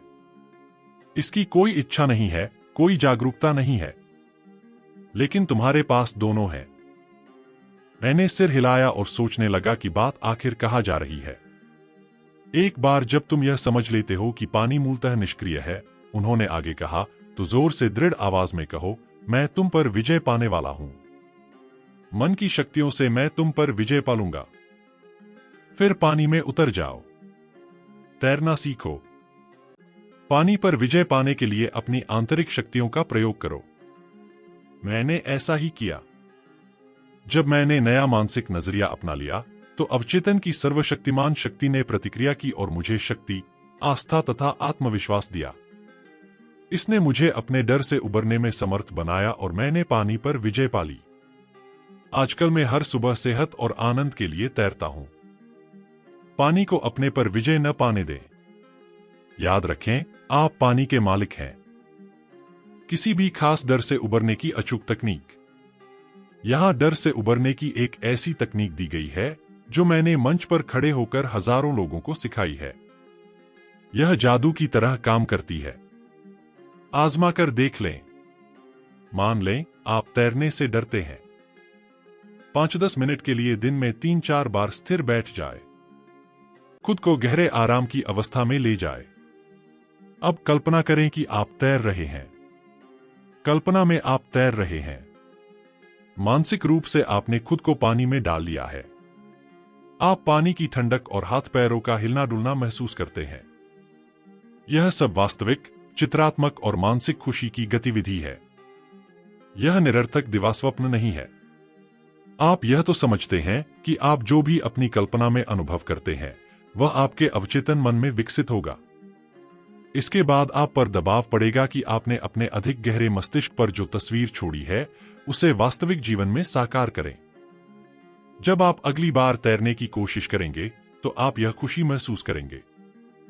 यह अवचेतन का नियम है। अन्य डरों पर भी आप यही तकनीक लागू कर सकते हैं। अगर आपको ऊंची जगहों से डर लगता है, तो कल्पना करें कि आप पहाड़ों पर टहल रहे हैं। इसकी वास्तविकता को महसूस करें। ताजी हवा, पहाड़ी फूलों और रोमांचक छटा का आनंद लें। यह जान लें कि अगर आप मानसिक रूप से इसे करते रहेंगे, तो शारीरिक रूप से आपको कोई मुश्किल नहीं होगी। उसने लिफ्ट को दुआएं दी। जोनाथन एम एक बड़े कॉरपोरेशन में एग्जीक्यूटिव है। कई सालों तक वह लिफ्ट में चढ़ने से बुरी तरह डरता था। वह हर सुबह लिफ्ट से जाने के बजाय 7 सीढ़ियां चढ़कर अपने ऑफिस पहुंचता था। जब उसे ऊंची मंजिलों पर स्थित दूसरी कंपनियों के लोगों से मिलना होता था, तो वह अक्सर कोई न कोई बहाना बनाकर उनसे अपने ऑफिस या रेस्तरां में मिलता था। शहर से बाहर की बिजनेस यात्राएं उसके लिए यातना भरी होती थी। उसे पहले से फोन करके यह सुनिश्चित करना होता था कि होटल का उसका कमरा नीचे वाली मंजिल पर हो और वह सीढ़ियों का उपयोग कर पाए। यह डर उसके अवचेतन मन की उपज था। शायद यह किसी ऐसे अनुभव की प्रतिक्रिया में होगा जिसे वह चेतन रूप से काफी लंबे समय से भूल गया था। जब उसने यह सीख लिया, तो उसने इसे बदलने की ठान ली। वह दिन रात कई बार लिफ्ट को दुआएं देने लगा। शांत, आत्मविश्वासी मनोदशा में वह खुद के सामने दोहराता था, हमारी इमारत की लिफ्ट एक अद्भुत विचार है। यह शाश्वत मस्तिष्क से उत्पन्न हुई है। यह हमारे सभी कर्मचारियों के लिए वरदान है। यह अद्भुत सेवा करती है। यह दैवी विधान में काम करती है। मैं इसमें शांति और खुशी से यात्रा करता हूं। मैं अब शांत बैठा हूं, जबकि जीवन प्रेम और समझ के प्रवाह मेरे विचार तंत्र में प्रवाहित हो रहे हैं। अपनी कल्पना में मैं इस समय लिफ्ट में हूं और अपने ऑफिस के बाहर कदम रख रहा हूं। लिफ्ट हमारे कर्मचारियों से भरी है। मैं उनसे बात करता हूं और वे दोस्ताना, खुश तथा आजाद हैं। यह स्वतंत्रता, आस्था और विश्वास का अद्भुत अनुभव है। मैं धन्यवाद देता हूं। वह 10 दिनों तक यह प्रार्थना करता रहा। 11वें दिन वह कंपनी के बाकी लोगों के साथ लिफ्ट में चढ़ा और उसने खुद को पूरी तरह स्वतंत्र महसूस किया। सामान्य और असामान्य डर। नवजात शिशु को सिर्फ 2 मूलभूत डर होते हैं, गिरने का डर और अचानक तेज शोर का डर। ये डर पूरी तरह सामान्य है। वे एक तरह से अलार्म की तरह काम करते हैं, जो आपको प्रकृति ने आत्मरक्षा के साधन के रूप में दिए हैं। सामान्य डर अच्छा है। आप सड़क पर अपनी ओर आती कार की आवाज सुनते हैं और बचने के लिए एक तरफ हट जाते हैं। टक्कर का डर आपके कर्म द्वारा टल जाता है। बाकी सभी डर असामान्य होते हैं। वे खास अनुभवों द्वारा उत्पन्न होते हैं या फिर माता पिता, रिश्तेदारों, टीचर्स या अन्य लोगों से आपके पास आते हैं जिन्होंने आपको शुरुआती वर्षों में प्रभावित किया है। असामान्य डर। असामान्य डर तब उत्पन्न होता है जब लोग अपनी कल्पना को बेकाबू होने देते हैं। मैं एक महिला को जानता हूं जिसे हवाई जहाज से दुनिया की सैर पर जाने का पुरस्कार मिला। वह अखबारों से हवाई जहाज दुर्घटनाओं की सारी खबरें इकट्ठी करने लगी। उसने the world's worst airplane crashes के वीडियोटेप का ऑर्डर भी दे दिया। उसने कल्पना की कि वह हवाई जहाज से गिरकर समुद्र में डूब रही है। यह असामान्य डर था। अगर वह ऐसा ही सोचती रहती तो इस बात की प्रबल संभावना है कि उसके साथ वही हो जाता जिसका उसे सबसे ज्यादा डर था। असामान्य डर के शिकार एक और व्यक्ति का उदाहरण न्यूयॉर्क का एक बिजनेसमैन है जो बहुत सफल और समृद्ध था। उसने अपनी मानसिक फिल्म तैयार की जिसमें उसकी कंपनी दिवालिया हो गई और उसने अपना सब कुछ गंवा दिया। वह असफलता की अपनी इस मानसिक फिल्म को जितना ज्यादा देखता था उतने ही गहरे अवसाद में डूब जाता था। उसने यह भयंकर तस्वीर देखना नहीं छोड़ा। वह अपनी पत्नी से कहता रहता था, यह चल नहीं सकता, यह प्रगति किसी भी दिन खत्म हो जाएगी, यह सब निराशाजनक है, हम दिवालिया होने वाले हैं। उसकी पत्नी ने बाद में मुझे बताया कि अंत में वह सचमुच ही दिवालिया हो गया। जिन चीजों की उसने कल्पना की थी और जिनसे वह डर रहा था वे सचमुच हकीकत हो गईं। जिन चीजों से वह डर रहा था वे अस्तित्व में नहीं थीं, लेकिन उसने लगातार डर कर, विश्वास करके और वित्तीय तबाही की आशंका करके उन्हें साकार कर दिया। जैसा जॉब ने कहा था, जिस चीज का मुझे बहुत डर था वह हो गई है। दुनिया ऐसे लोगों से भरी है जो इस बात से डरते हैं कि उनके बच्चों के साथ कोई भयंकर घटना हो जाएगी या उनके साथ कोई भयंकर तबाही हो जाएगी। जब वे किसी दुर्लभ महामारी फैलने के बारे में पढ़ते हैं तो डर जाते हैं कि कहीं यह उन्हें न हो जाए। कुछ तो कल्पना करते हैं कि यह रोग उन्हें पहले से ही है। यह सब असामान्य डर है। असामान्य डर का जवाब। अगर आप असामान्य डर से ग्रस्त हों तो आपको मानसिक रूप से विपरीत ध्रुव पर चले जाना चाहिए। अगर आप डर की अति पर बने रहते हैं तो आप ठहराव के शिकार रहेंगे। साथ ही मानसिक और शारीरिक द्वास भी होगा। जब डर जागता है तो अवचेतन मन का एक मूलभूत नियम तत्काल डर की विपरीत किसी चीज की इच्छा ले आता है। अपना ध्यान तत्काल चाही गई वस्तु पर केंद्रित करें। अपनी इच्छा में डूब जाए। जान ले कि अवचेतन जगत हमेशा चेतन जगत को बदल देता है। यह नजरिया आपको आत्मविश्वास देगा और आपका मनोबल बढ़ाएगा। आपके अवचेतन मन की असीमित शक्ति आपके पक्ष में है। यह असफल नहीं हो सकती। इससे आपको शांति और आत्मविश्वास मिलेगा। अपने डरों की जांच करें। एक बड़े मल्टीनेशनल कॉरपोरेशन के सेल्स प्रमुख ने मुझे बताया कि जब उसने पहल सेल्समैन के रूप में काम करना शुरू किया था तो वह इमारत के 5-6 चक्कर लगाता था, तब कहीं जाकर उसमें ग्राहक के घर की घंटी बजाने की हिम्मत आ पाती थी। उसकी सुपरवाइजर बहुत अनुभवी और समझदार थी। एक दिन उसने सेल्समैन से कहा, दरवाजे के पीछे छिपे राक्षस से मत डरो। ऐसा कोई राक्षस नहीं है। तुम एक झूठे विश्वास के शिकार हो। सुपरवाइजर ने उसे आगे बताया कि डर का आभास होने पर वह डटकर खड़ी हो जाती थी। वह सीधे डर की आंखों में आंखें डालकर देखती थी। जब वह ऐसा करती थी तो हमेशा पाती थी कि उसका डर गायब और उड़नछू हो गया। वह जंगल में पहुंच गया। अमेरिकी सेना के एक पूर्व पादरी जॉन एन ने मुझे बताया कि द्वितीय विश्व युद्ध के दौरान वे जिस जहाज पर थे, एक एंटीक्राफ्ट मशीनगन की गोलाबारी से जहाज तबाह हो गया। उन्हें जंगल से ढके न्यू गिनी के पहाड़ों में उतरना पड़ा। जाहिर है वे डरे हुए थे, लेकिन वे जानते थे कि डर दो तरह का होता है, सामान्य और असामान्य। वे जानते थे कि उस वक्त जो असामान्य डर उन पर हावी होने की कोशिश कर रहा था, वह दहशत का निकट संबंधी था। उन्होंने अपने डर के बारे में तत्काल कुछ करने का फैसला किया। वे खुद से बोलने लगे, जॉन, तुम अपने डर के सामने घुटने नहीं टेक सकते। तुम्हारा डर सुरक्षा की इच्छा है, बाहर निकलने का रास्ता है। वे एक छोटी खाली जगह के बीच में खड़े हुए और उन्होंने अपनी सांस को सामान्य किया। इससे दहशत के लक्षण कम हो गए। जैसे ही वे अधिक आरामदेह महसूस करने लगे, वे यह सकारात्मक दावा करने लगे, जो असीम बुद्धिमत्ता ग्रहों को उनकी कक्षा में मार्गदर्शन देती है, वही अब मुझे इस जंगल से बाहर निकलने की राह दिखाकर सुरक्षा की ओर ले जा रही है। वे 10 मिनट तक ऐसा जोर जोर से कहते रहे।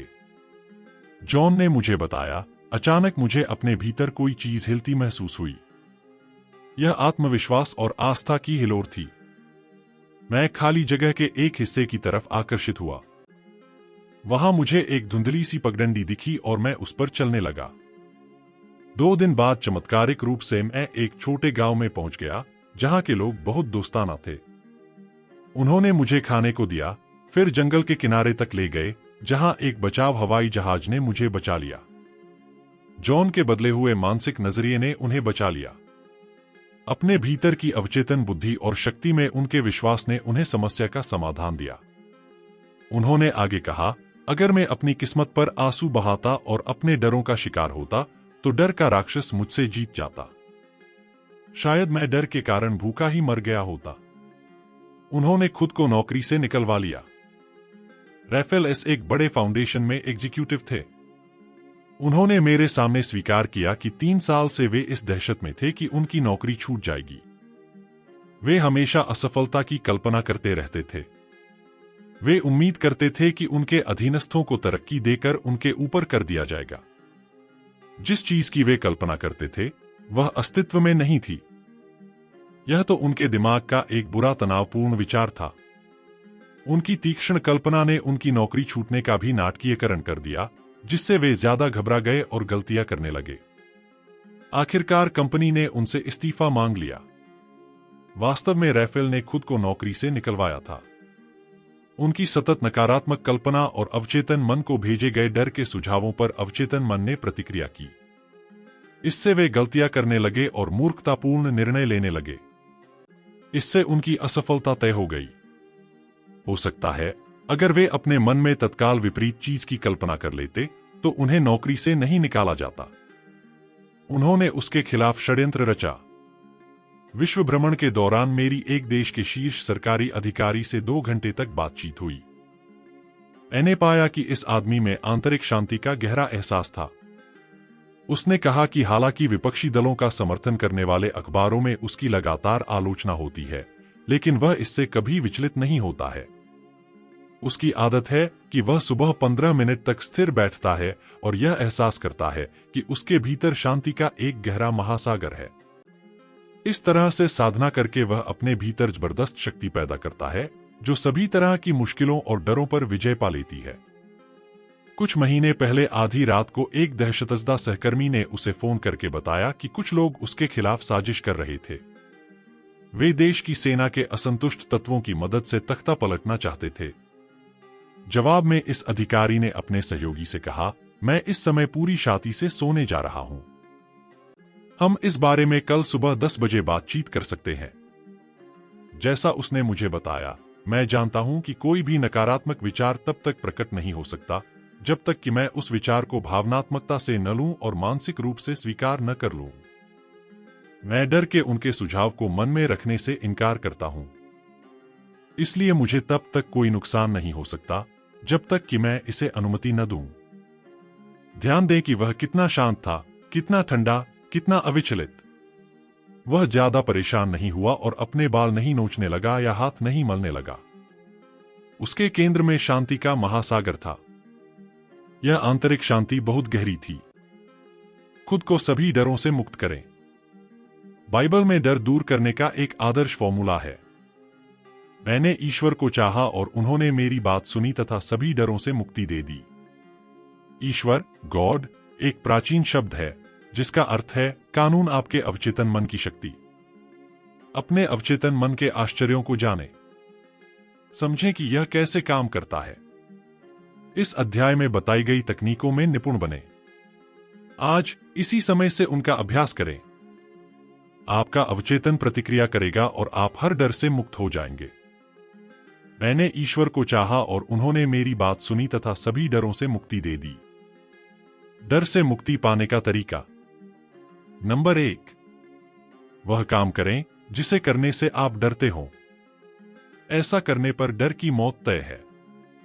अगर आप खुद से पूरे विश्वास और आस्था से कहते हैं, मैं इस डर को हराने वाला हूं, तो आप हरा देंगे। नंबर 2, डर आपके मस्तिष्क का नकारात्मक विचार है। इसकी जगह पर सृजनात्मक विचार रख लें। डर ने लाखों लोगों को मारा है। विश्वास डर से ज्यादा बड़ा है। ईश्वर और अच्छाई में आस्था से ज्यादा सशक्त चीज कोई नहीं है। नंबर 3, डर इंसान का सबसे बड़ा दुश्मन है। यह असफलता, बीमारी और खराब मानवीय संबंधों के पीछे है। प्रेम डर को बाहर निकालता है। प्रेम जीवन की अच्छी चीजों के प्रति भावनात्मक अनुराग है। ईमानदारी, अखंडता, न्याय, सद्भावना और सफलता से प्रेम करें। सर्वश्रेष्ठ की सुखद उम्मीद में जिए और आपको हमेशा सर्वश्रेष्ठ ही मिलेगा। नंबर 4, डर के सुझावों का प्रतिकार उनकी विपरीत चीजों से करें। जैसे, मैं बहुत बढ़िया गाती हूं, मैं संतुलित और शांत हूं, इससे आपको बहुत लाभ होगा। नंबर 5, डर उस भुलक्कड़पन के पीछे है जो परीक्षाओं के दौरान आप पर प्रहार करता है। आप अक्सर यह घोषणा करके इससे उबर सकते हैं, मुझे हर उस चीज की आदर्श याद है जिसे जानने की मुझे जरूरत है। कल्पना करें कि कोई मित्र परीक्षा में आपकी बेहतरीन सफलता पर बधाई दे रहा है। जुटे रहें और आप जीत जाएंगे। नंबर 6, अगर आप पानी में उतरने से डरते हैं तो तैरें। अपनी कल्पना में स्वतंत्रता और खुशी से तैरें। खुद को मानसिक रूप से पानी में उतारें। तालाब के पार तैरने की ठंडक और रोमांच को महसूस करें। इसकी स्पष्ट तस्वीर बना लें। जब आप यह काम विश्वास के साथ करते हैं तो आप पानी में जाने और इसे जीतने के लिए मजबूर हो जाते हैं। यह आपके मस्तिष्क का नियम है। नंबर 7, अगर आपको बंद जगहों जैसे लिफ्ट से डर लगता हो तो मानसिक रूप से लिफ्ट की सवारी करें और इसके सभी हिस्सों तथा कार्यों की ईमानदारी से प्रशंसा करें। आप यह देखकर हैरान रह जाएंगे कि आपका डर कितनी जल्दी दूर हो जाता है। नंबर 8, आप सिर्फ 2 डरों के साथ पैदा हुए हैं, गिरने का डर और शोर का डर। बाकी सभी डर बाद में हासिल किए गए हैं। उनसे मुक्ति पाए। नंबर 9, सामान्य डर अच्छा है। असामान्य डर बहुत बुरा और विध्वंसात्मक है। डर के विचार लगातार सोचने से असामान्य डर, मनोविकार और ग्रंथियां विकसित होती हैं। किसी चीज से लगातार डरने से दहशत और आतंक का एहसास उत्पन्न हो जाता है। नंबर 10, आप असामान्य डर को जीत सकते हैं जब आप जान जाते हैं कि आपके अवचेतन मन की शक्ति परिस्थितियों को बदल सकती है और आपके दिल की प्रबल इच्छाओं को साकार कर सकती है। अपनी इच्छा पर तत्काल ध्यान दें और इसके प्रति निष्ठावान रहें जो आपके डर के विपरीत है। यही वह प्रेम है जो डर को दूर भगाता है। नंबर 11, अगर आप असफलता से डरते हो तो सफलता की ओर ध्यान दें। अगर आप बीमारी से डरते हो तो संपूर्ण स्वास्थ्य पर ध्यान दें। अगर आप दुर्घटना से डरते हो तो ईश्वर के मार्गदर्शन और संरक्षण पर ध्यान दें। अगर आप मौत से डरते हो तो शाश्वत जीवन के बारे में सोचें। ईश्वर जीवन है और यही अब आपका जीवन है। नंबर 12, प्रतिस्थापन का महान नियम डर का जवाब है। आप जिस भी चीज से डरते हैं उसका समाधान आपकी इच्छा के रूप में है। अगर आप बीमार हैं तो आप सेहत की इच्छा करते हैं। अगर आप डर की कैद में हैं, तो आप स्वतंत्रता की इच्छा करते हैं। अच्छे की आशा करें। मानसिक रूप से अच्छाई पर ध्यान केंद्रित करें और जान लें कि आपका अवचेतन मन आपको हमेशा जवाब देता है। यह कभी चूकता नहीं है। नंबर 13। जिन चीजों से आप डरते हैं, उनका आपके मस्तिष्क के विचारों के अलावा कहीं अस्तित्व ही नहीं होता है। विचार रचनात्मक होते हैं। इसीलिए जॉब ने कहा था, जिस चीज का मुझे बहुत डर था, वह हो गई है। अच्छा सोचेंगे तो अच्छा मिलेगा। नंबर 14। अपने डरों को देखें। उन्हें तर्क की रोशनी में देखें। अपने डरों पर हंसना सीखें। यह सबसे अच्छी दवा है। आपके अपने विचार के सिवाय कोई भी चीज आपको विचलित नहीं कर सकती। दूसरे व्यक्तियों के सुझावों, कथनों या धमकियों में कोई शक्ति नहीं है। शक्ति आपके भीतर है, और अगर आपके विचार भलाई पर केंद्रित हैं, तो ईश्वर की शक्ति आपके भलाई के विचारों के साथ है। नंबर 15। सिर्फ एक ही रचनात्मक शक्ति है, और यह सद्भाव के रूप में चलती है। इसमें कोई विभाजन या संघर्ष नहीं है। इसका स्रोत प्रेम है। इसीलिए ईश्वर की शक्ति अच्छाई के आपके विचारों के साथ है। दोस्तों, अध्याय नंबर 20 और आखिरी अध्याय, मन से हमेशा युवा कैसे रहा जाए। आपका अवचेतन मन कभी बूढ़ा नहीं होता है। यह अजर, अमर और अनंत है। यह ईश्वर के शाश्वत मस्तिष्क का अंश है, जो न कभी पैदा हुआ है, न ही कभी मरेगा। थकान या बुढ़ापे का आपकी आध्यात्मिक गुणवत्ता या शक्ति पर कोई प्रभाव नहीं पड़ता है। धैर्य, दयालुता, सत्य, विनम्रता, सद्भावना, शांति, सामंजस्य और भ्रातृत्व प्रेम ऐसे गुण हैं जो कभी बूढ़े नहीं होते हैं।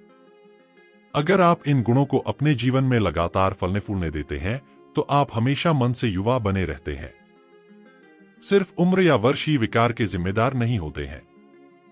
यह समय नहीं, बल्कि समय का डर है, जो हमारे दिलो दिमाग पर बुढ़ापे के हानिकारक प्रभाव डालता है। दरअसल समय के प्रभाव के न्यूरोटिक डर ही असमय बुढ़ापे का कारण होते हैं। इतने सालों की सार्वजनिक सक्रियता में मुझे मशहूर व्यक्तियों की जीवनी पढ़ने का अवसर मिला, जिन्होंने अपनी उत्पादक गतिविधियां जीवन की सामान्य अवधि से ज्यादा सालों तक जारी रखी थीं। उनमें से कुछ ने तो अपनी महानता बुढ़ापे में हासिल की थी। यह मेरा सौभाग्य रहा है कि मैं ऐसे असंख्य व्यक्तियों से मिल चुका हूं और उन्हें जानता हूं, जो किसी खास मुकाम पर तो नहीं पहुंचे, लेकिन अपने विनम्र अंदाज में उन्होंने यह साबित कर दिखाया है कि बुढ़ापा मस्तिष्क और शरीर की रचनात्मक शक्तियों को नष्ट नहीं करता है। वह अपने विचारों में बूढ़ा हो गया था। कुछ साल पहले मैं लंदन में एक पुराने दोस्त से मिला। वह उसी समय 80 साल का हुआ था। कई लोगों के लिए यह खुशी मनाने का अवसर होता, लेकिन दुर्भाग्य से उसके लिए ऐसा नहीं था। उसे देखकर मुझे गहरा सदमा लगा।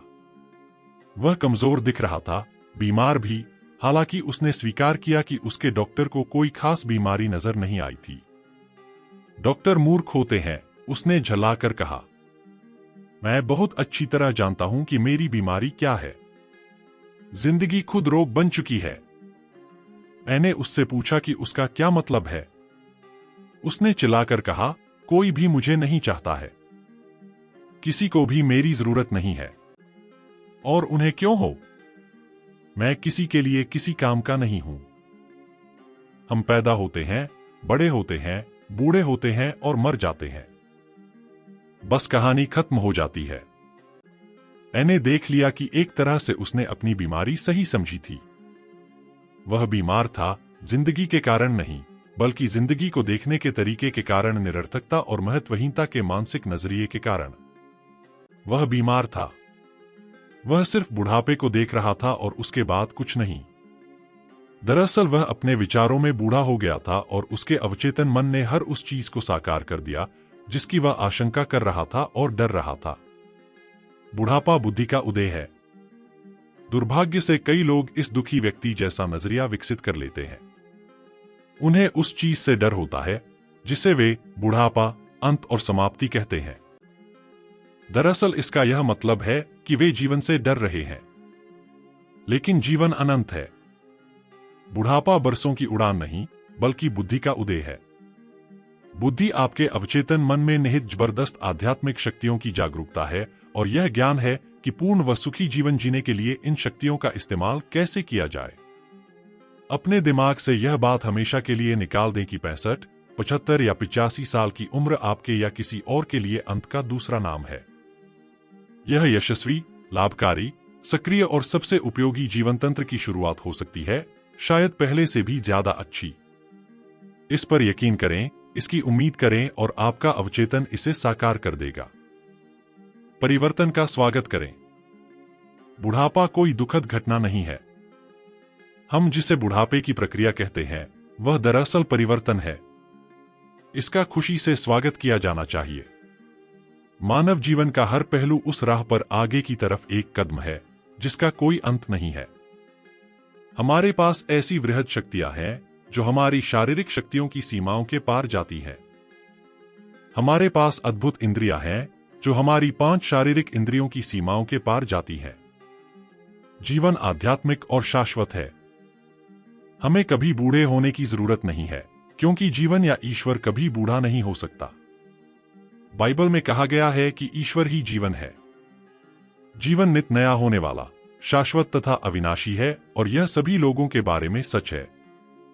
जीवन है। एक महिला ने एक बार विद्युत के जादूगर थॉमस एडिसन से पूछा था, मी एडिसन, बिजली क्या है? उन्होंने जवाब दिया, मैडम, बिजली है। इसका इस्तेमाल करें। बिजली वह नाम है जो हम एक अदृश्य शक्ति को देते हैं जिसे हम पूरी तरह नहीं समझते हैं। बहरहाल, हम विद्युत के सिद्धांतों और इसके प्रयोगों के बारे में जितना सीख सकते हैं, सीखते हैं। हम असंख्य तरीकों से इसका इस्तेमाल करते हैं। वैज्ञानिक अपनी आंखों से इलेक्ट्रॉन को नहीं देख सकते, फिर भी वे इसे वैज्ञानिक तथ्य के रूप में स्वीकार करते हैं, क्योंकि यह अन्य प्रयोगात्मक प्रमाणों के साथ मेल खाने वाला एकमात्र वैध निष्कर्ष है। हम जीवन को नहीं देख सकते। बहरहाल, हम जानते हैं कि हम जिंदा हैं। जीवन है और हम यहां इसे इसकी पूरी सुंदरता और महिमा में व्यक्त करने के लिए आए हैं। मस्तिष्क और आत्मा कभी बूढ़े नहीं होते हैं, बाइबल कहती है। और यह शाश्वत जीवन है ताकि वे तुम्हें इकलौते सच्चे ईश्वर के रूप में जान सकें। जो भी सोचता है या मानता है कि जन्म, किशोरावस्था, जवानी, परिपक्वता और बुढ़ापे का धरती का चक्र ही जीवन है, वह वास्तव में दया का पात्र है।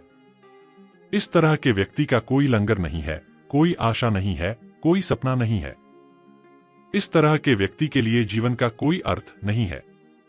इस तरह का विश्वास कुंठा, ठहराव, दोषदर्शिता और एक तरह की निराशा लाता है जो न्यूरोसिस और सभी तरह के मानसिक विकारों की ओर ले जाते हैं।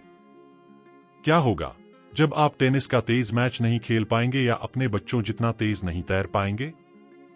क्या होगा जब आपका शरीर धीमा हो जाएगा या आप धीमी चाल चलेंगे? याद रखें, जीवन नित नया चोला बदलता है। जिसे लोग मौत कहते हैं, वह जीवन के एक अन्य आयाम में एक नए शहर की यात्रा करने जैसा है। मैं अपना भाषण सुनने आने वाले लोगों को समझाता हूं कि उन्हें बुढ़ापे को कृतज्ञता से स्वीकार करना चाहिए। उम्र की अपनी महिमा, सुंदरता और नियामत होती है। शांति, प्रेम, खुशी, सुंदरता, ज्ञान, सद्भावना और समझ वे गुण हैं जो कभी बूढ़े नहीं होते हैं या मरते नहीं हैं। कवि और दार्शनिक राल्फ वाल्डो इमर्सन ने कहा था, हम तब तक किसी इंसान के साल नहीं गिनते हैं जब तक कि उसके पास गिनने को और कुछ न बचा हो। आपका चरित्र, आपके मस्तिष्क की गुणवत्ता, आपकी आस्था और आपके विश्वास नश्वर नहीं है।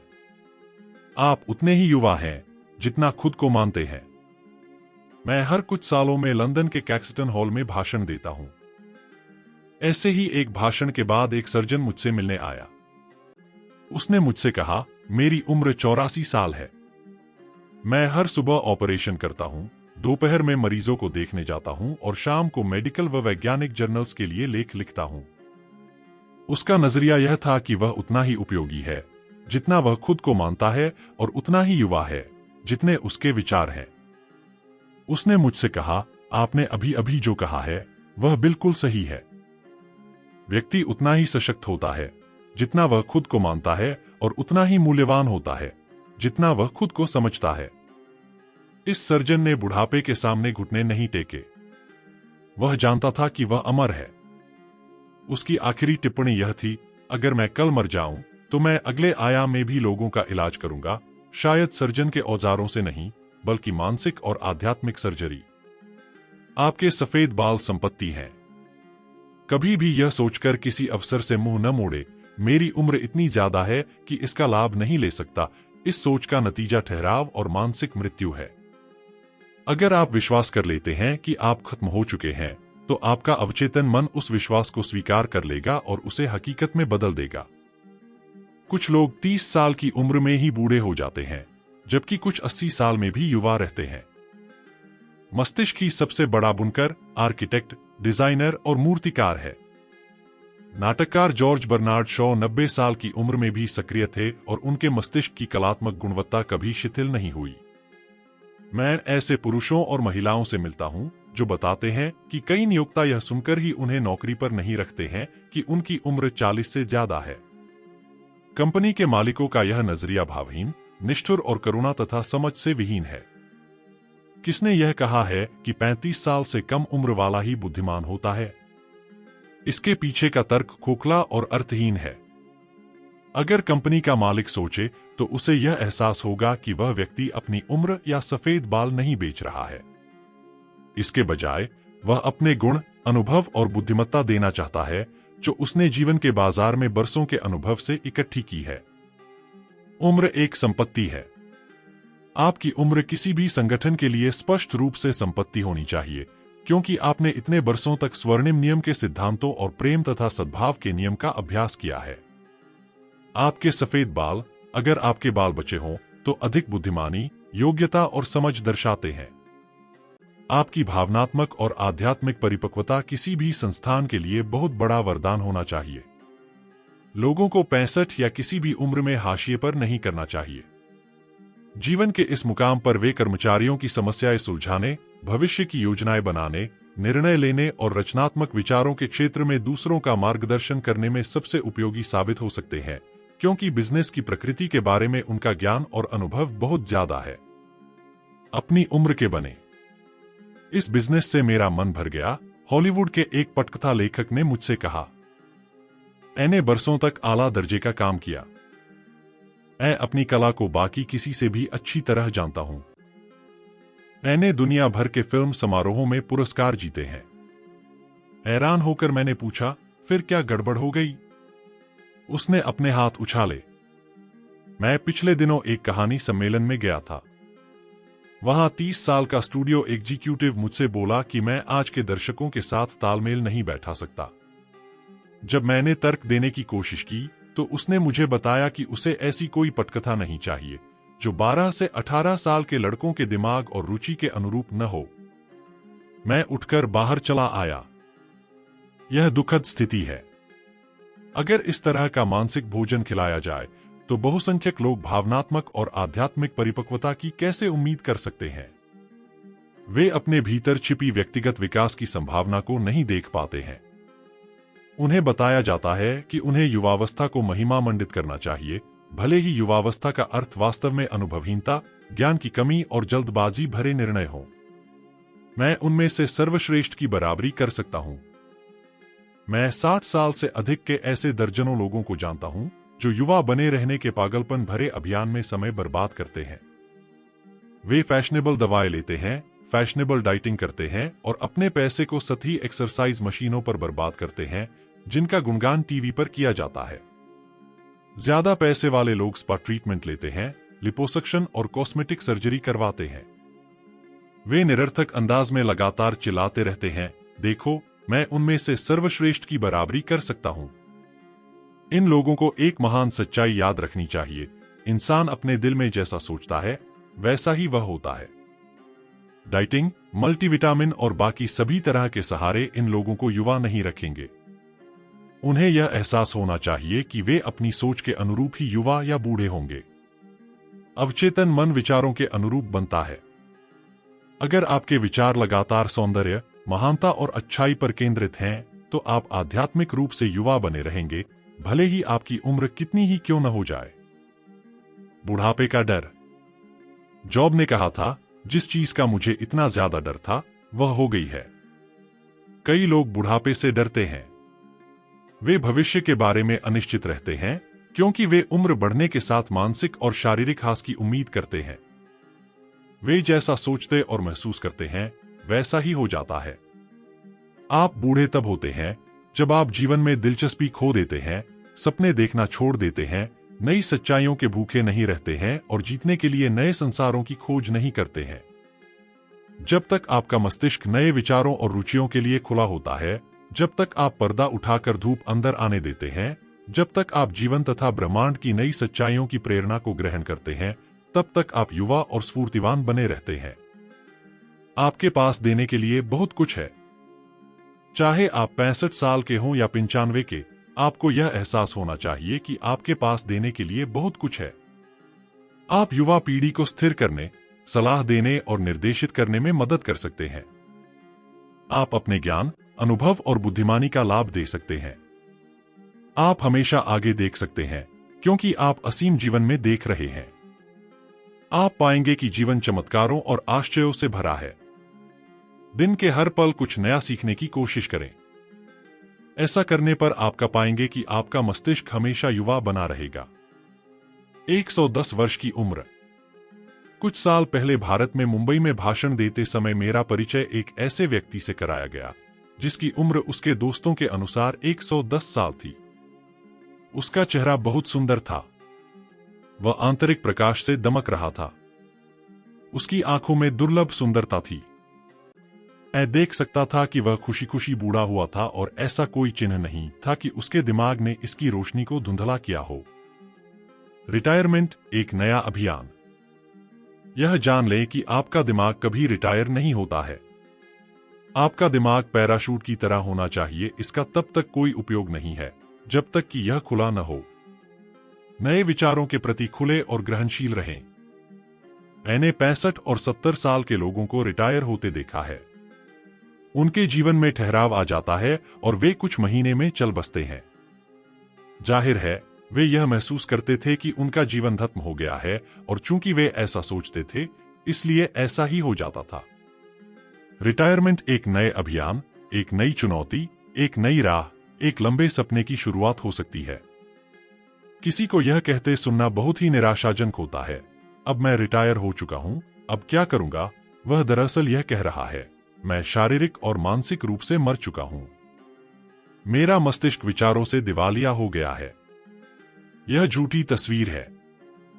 सच्चाई यह है कि आप 60 साल के बजाय 90 साल की उम्र में ज्यादा हासिल कर सकते हैं, क्योंकि आपके नए अध्ययन और दिलचस्पी के कारण आपकी समझदारी, जीवन और ब्रह्मांड की समझ हर दिन बढ़ रही है। वह एक बेहतर काम में लग गया। फ्रैंक डब्ल्यू एक एग्जीक्यूटिव और मेरे पड़ोसी हैं। कुछ महीने पहले उन्हें जबरन नौकरी से निकाल दिया गया। कंपनी ने उन्हें बताया कि नई पुनर्गठन योजना के कारण ऐसा किया गया था, लेकिन उनका मानना था कि असल कारण यह था कि उनकी उम्र 65 साल हो चुकी थी। मैंने उनसे पूछा, क्या आप भेदभाव के शिकार बनने के बारे में कटुता महसूस करते हैं? क्या आप अदालत में मुकदमा दायर करेंगे? उन्होंने हंसते हुए कहा, मुझे लगता है मैं कर सकता हूं और मुझे उम्मीद है कि मैं अदालत में आसानी से जीत भी जाऊंगा। लेकिन मैं अपना समय और ऊर्जा इस तरह क्यों बर्बाद करूं? मैंने नौकरी नहीं खोई है, कंपनी ने मेरी सेवाएं खो दी हैं। उन्होंने ठहरकर आगे कहा, मैं इसे इस तरह से देखता हूं जैसे मुझे अभी अभी किंडरगार्टन से फर्स्ट ग्रेड में प्रमोशन मिला हो। आपका क्या मतलब है? देखिए, उन्होंने जवाब दिया, जब मैंने हाई स्कूल पूरा किया था तो सीढ़ी की अगली पायदान चढ़कर कॉलेज पहुंच गया। मैंने अपनी शिक्षा और जीवन की सामान्य समझ में एक कदम आगे बढ़ा लिया। मेरा कैरियर एक और कदम था, या शायद कई कदम। अब मैं वे काम करने के लिए आजाद हो गया हूं जिन्हें मैं हमेशा से करना चाहता था। दूसरे शब्दों में, नौकरी छूटने जीवन की सीढ़ी पर एक कदम ऊपर पहुंचना है। फ्रैंक इस समझदारी भरे निष्कर्ष पर पहुंचे कि वे अब पैसा कमाने पर ध्यान केंद्रित नहीं करेंगे। अब वे अपना पूरा ध्यान जीवन जीने पर देंगे। वे बरसों से शौकिया फोटोग्राफर थे। नौकरी छूटने के बाद उन्होंने पास के ही आर्ट इंस्टीट्यूट में फोटोग्राफिक तकनीक का कोर्स किया और दुनिया की सैर पर गए। वे जहां भी गए वहां की उन्होंने दर्जनों रोल तस्वीरें खींची। अब वे कई समूहों व क्लबों में भाषण देते हैं और उनकी मांग बढ़ती जा रही है। अपने बाहर की किसी महत्वपूर्ण चीज में दिलचस्पी लेने के असंख्य तरीके हैं। नए रचनात्मक विचारों के प्रति उत्साही बने, आध्यात्मिक प्रगति करें और सीखते तथा विकास करते रहें। इस तरह आप दिल से युवा बने रहते हैं, क्योंकि आप नई सच्चाइयों के भूखे प्यासे हैं और आपका शरीर आपकी सोच को हर समय प्रतिबिंबित करेगा। आपको समाज का कैदी नहीं, निर्माता होना चाहिए।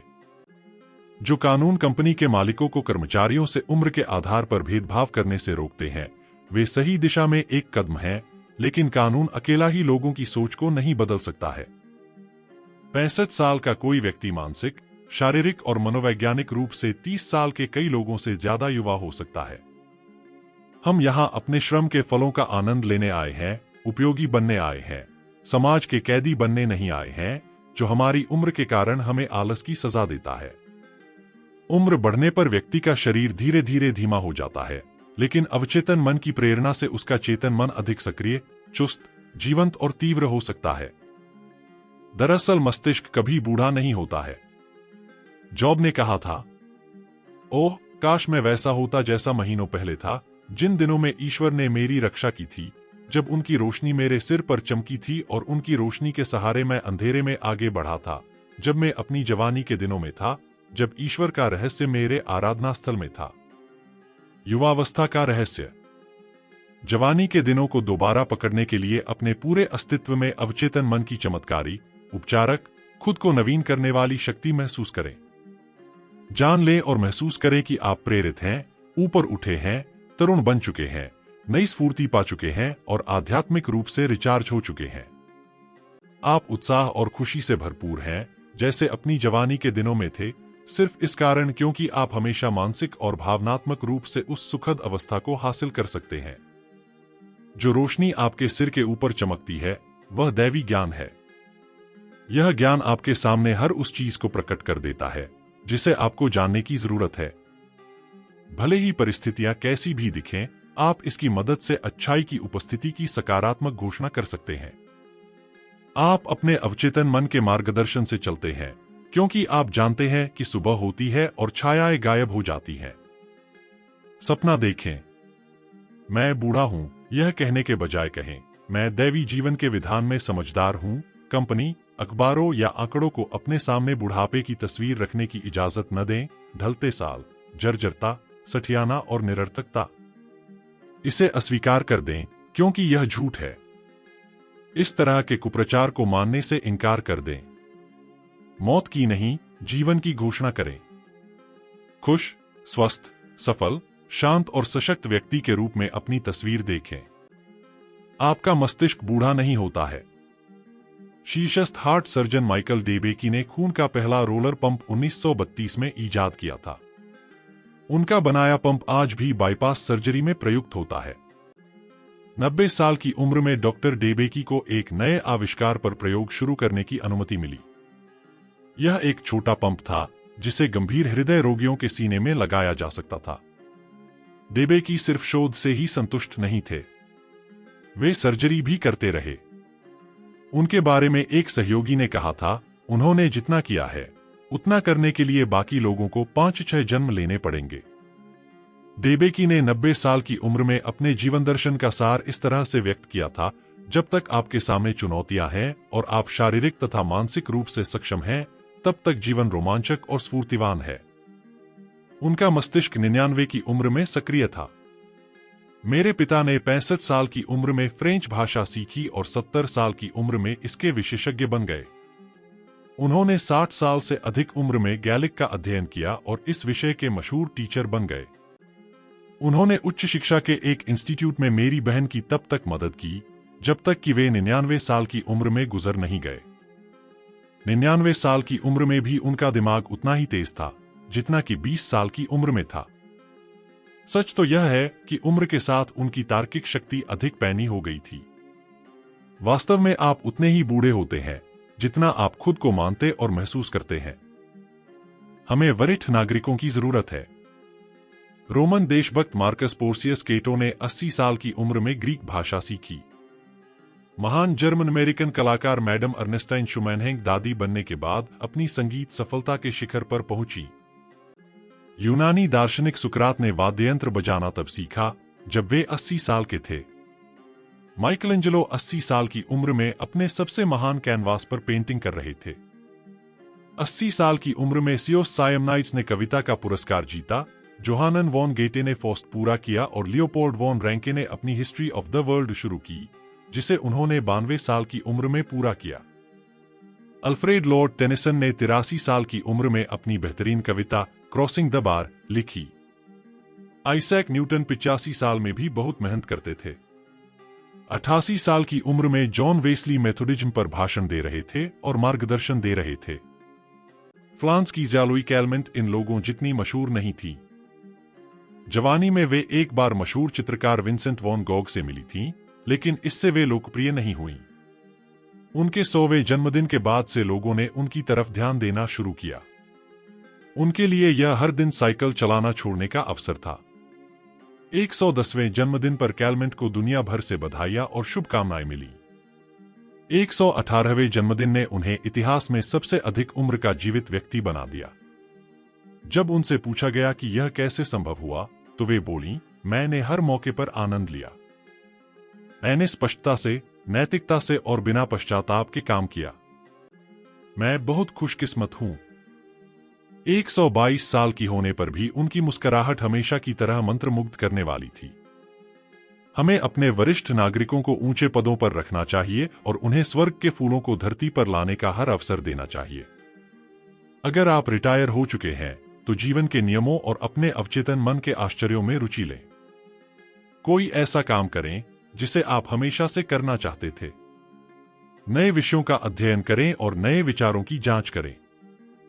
इस तरह से प्रार्थना करें, हे ईश्वर, जिस तरह मृग जलधारा की ओर भागता है, उसी तरह मेरी आत्मा भी आपके लिए व्याकुल होती है। बुढ़ापे के फल। उसका मांस किसी बच्चे से भी ताजा बना दिया जाएगा, वह अपनी जवानी के दिनों में पहुंच जाएगा।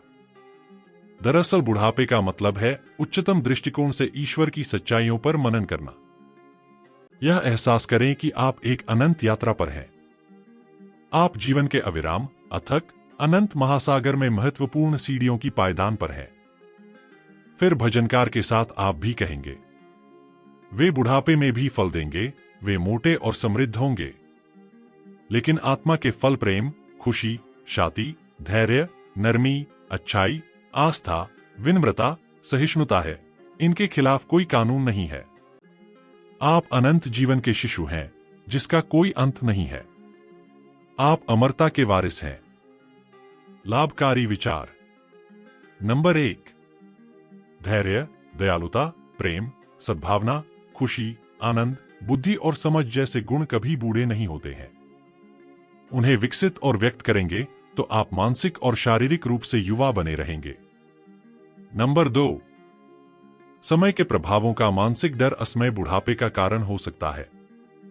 नंबर 3, बुढ़ापे का वर्षों की उड़ान से कोई लेना देना नहीं है, यह तो इंसान के मस्तिष्क में बुद्धि का उदय है। नंबर 4, आपके जीवन के सबसे उपयोगी वर्ष 65 से 95 तक के हो सकते हैं। नंबर 5, बुढ़ापे का स्वागत करें। इसका मतलब यह है कि आप जीवन की राह पर ज्यादा ऊपर बढ़ रहे हैं, जिसका कोई अंत नहीं है। नंबर 6, ईश्वर जीवन है और यह अब आपका जीवन है। जीवन सतत नवीनीकरण करने वाला, शाश्वत और अविनाशी है तथा सभी इंसानों की वास्तविकता है। आप हमेशा जीते हैं क्योंकि आपका जीवन ईश्वर का जीवन है। नंबर 7, आप अपने मस्तिष्क को नहीं देख सकते, लेकिन आप जानते हैं कि आपके पास एक मस्तिष्क है। आप भावना को नहीं देख सकते, लेकिन आप जानते हैं कि खेल भावना होती है, कला की, संगीत की, वक्ता की भावना भी वास्तविक होती है। इसी तरह आपके दिलो दिमाग में चलने वाली अच्छाई, सत्य और सुंदरता की भावनाएं वास्तविक हैं। आप जिंदगी को नहीं देख सकते, लेकिन आप जानते हैं कि आप जिंदा हैं। नंबर 8, बुढ़ापे को उच्चतम दृष्टिकोण से ईश्वर की सच्चाइयों का मनन कहा जा सकता है। बुढ़ापे की खुशियां जवानी की खुशियों से ज्यादा बड़ी हैं। आपका मस्तिष्क आध्यात्मिक और मानसिक खेल में व्यस्त रहता है। प्रकृति आपके शरीर को धीमा कर देती है ताकि आपको दैवी चीजों पर मनन करने का अवसर मिल सके। नंबर 9, हम किसी व्यक्ति की उम्र के वर्ष तब तक नहीं गिनते हैं जब तक कि उसके पास गिनने लायक और कुछ न हो। आपकी आस्था और विश्वास का कभी हास नहीं हो सकता। नंबर 10, आप उतने ही युवा हैं जितना खुद को मानते हैं। आप उतने ही सशक्त हैं जितना खुद को मानते हैं। आप उतने ही उपयोगी हैं जितना खुद को मानते हैं। आप अपने विचारों जितने ही युवा हैं। नंबर 11, आपके सफेद बाल संपत्ति हैं। आप अपने सफेद बाल नहीं बेच रहे हैं। आप अपनी प्रतिभा, योग्यताएं और बुद्धिमानी बेच रहे हैं जो आपने बरसों के अनुभव से इकट्ठी की है। नंबर 12, फैशनेबल डाइटिंग और महंगी गोलियां आपको युवा नहीं रखेंगी। व्यक्ति जैसा सोचता है वैसा ही होता है। नंबर 13, बुढ़ापे का डर शारीरिक और मानसिक हास उत्पन्न कर सकता है। मुझे जिस चीज का बहुत डर था वह हो गई है। नंबर 14, आप तब बूढ़े होते हैं जब आप सपने देखना छोड़ देते हैं और जीवन में दिलचस्पी खो देते हैं। आप तब बूढ़े होते हैं जब आप चिड़चिड़े, सनकी, बदमिजाज और झगड़ालू हो जाते हैं। अपने मन को ईश्वर की सच्चाइयों से भरें और उसके प्रेम की धूप फैलाएं, यही जवानी है। नंबर 15, आगे की ओर देखें क्योंकि हर समय आप असीमित जीवन को देख रहे हैं। नंबर 16, आपका रिटायरमेंट एक नया अभियान है। नए अध्ययन और रुचियों पर ध्यान दें। आप वे काम कर सकते हैं जो आप हमेशा से करना चाहते थे लेकिन पहले इसलिए नहीं कर पाए क्योंकि आप कमाने में व्यस्त थे। जीवन जीने पर ध्यान दें। नंबर 17, समाज के कैदी नहीं, निर्माता बने। अपनी रोशनी झाड़ियों के नीचे न छिपाए। नंबर 18, जवानी का रहस्य प्रेम, खुशी, आंतरिक शांति और हंसी है। ईश्वर खुशी से भरपूर है। ईश्वर में जरा भी अंधकार नहीं है। नंबर 19, आपकी जरूरत है। कई महान दार्शनिकों, कलाकारों, वैज्ञानिकों, लेखकों और अन्य मशहूर लोगों ने अपना महानतम काम 80 साल की उम्र के बाद किया है। नंबर 20, बुढ़ापे के फल हैं प्रेम, खुशी, शांति, धैर्य, नरमी, अच्छाई, आस्था, विनम्रता और संयम। नंबर 21, आप असीमित जीवन के शिशु हैं जिसका कोई अंत नहीं है। आप अमरता के वारिस हैं। आप अनूठे हैं। तो दोस्तों, कुछ इस प्रकार the power of subconscious mind की पूरी कहानी होती है समाप्त। इस तरह से और भी कहानियों के लिए हमारे चैनल स्टोरीज हब को सब्सक्राइब करें और लाइक करें। धन्यवाद।